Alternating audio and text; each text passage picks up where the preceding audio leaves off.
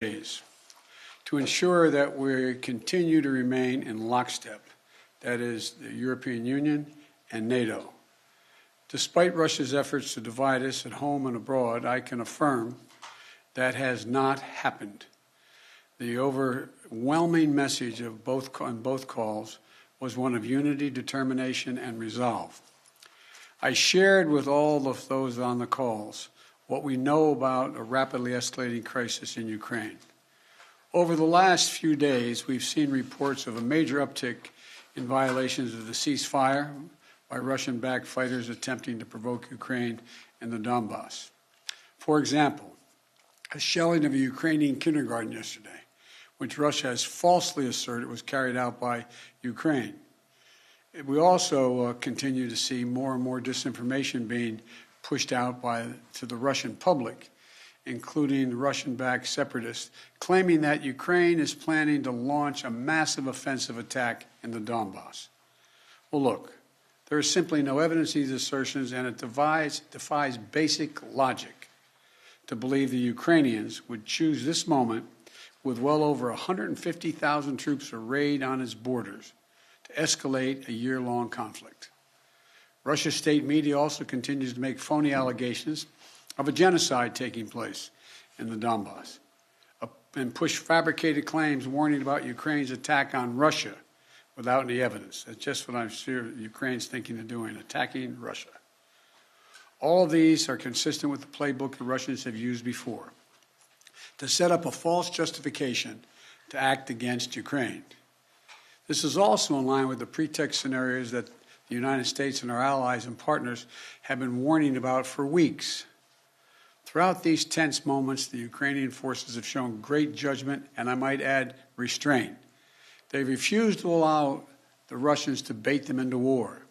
But the fact remains, Russian troops currently have Ukraine surrounded from Belarus along the Russian border and with Ukraine to the Black Sea in the south and all of its border. You know, look, we have reason to believe the Russian forces are planning to and intend to attack Ukraine in the coming week, in the coming days. We believe that they will target Ukraine's capital, Kyiv, a city of 2.8 million innocent people. We're calling out Russia's plans loudly and repeatedly, not because we want a conflict, but because we're doing everything in our power to remove any reason that Russia may give to justify invading Ukraine and prevent them from moving. Make no mistake, if Russia pursues its plans, it will be responsible for a catastrophic and needless war of choice. The United States and our allies are prepared to defend every inch of NATO territory from any threat to our collective security as well. We also will not send troops in to fight in Ukraine, but we will continue to support the Ukrainian people. This past year, the United States provided a record amount of security assistance to Ukraine to bolster its defensive, $650 million from Javelin missiles to ammunition. We also previously provided $500 million in humanitarian aid and economic support for Ukraine. And earlier this week, we also announced an additional sovereign loan guarantee of up to $1 billion to strengthen Ukraine's economic resilience. But the bottom line is this: the United States and our allies and partners will support the Ukrainian people. We will hold Russia accountable for its actions. The West is united and resolved. We're ready to impose severe sanctions on Russia if it further invades Ukraine. But I say again, Russia can still choose diplomacy. It is not too late to de-escalate and return to the negotiating table. Last night, Russia agreed that Secretary of State Blinken and Foreign Minister Lavrov should meet on February 24th in Europe. But if Russia takes military action before that date, it will be clear that they have slammed the door shut on diplomacy. They will have chosen war, and they will pay a steep price for doing so, not only from the sanctions that we and our allies will impose on Russia, but the moral outrage the rest of the world will visit upon them. You know, there are many issues that divide our nation and our world, but standing up to Russian aggression is not one of them. The American people are united. Europe is united. The transatlantic community is united. Our political parties in this country are united. The entire free world is united. Russia has a choice between war and all the suffering it will bring, or diplomacy that will make a future safer for everyone.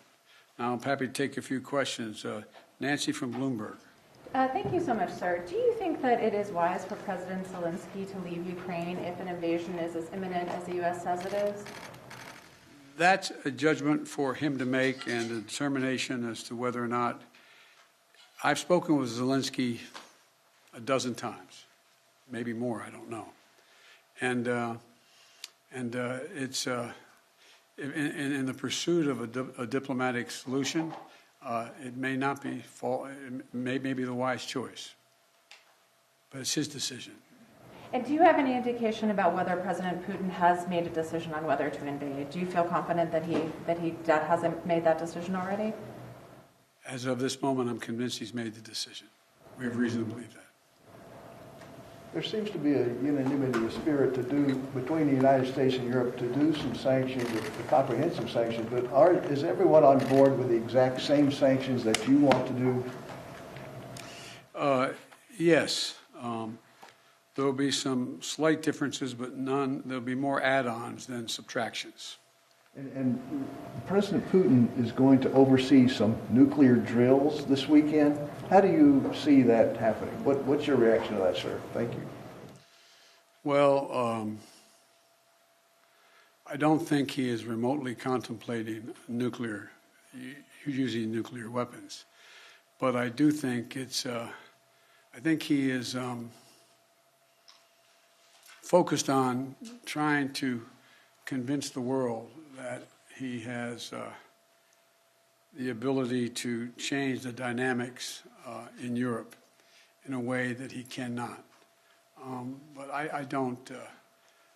How much of it is a cover for just saying we're just doing exercises, and there's more than that? I just can't. It's hard to read his mind. Mr. President, to be clear, you are convinced that President Putin is going to invade Ukraine. Is that what you just said a few moments ago? Yes, I did. Yes. So is diplomacy off the table then? No. Until he does, diplomacy is always a possibility. What reason do you have to believe he's considering that option at all? We have a significant intelligence capability. Thank you very much. Thank you. Thank you.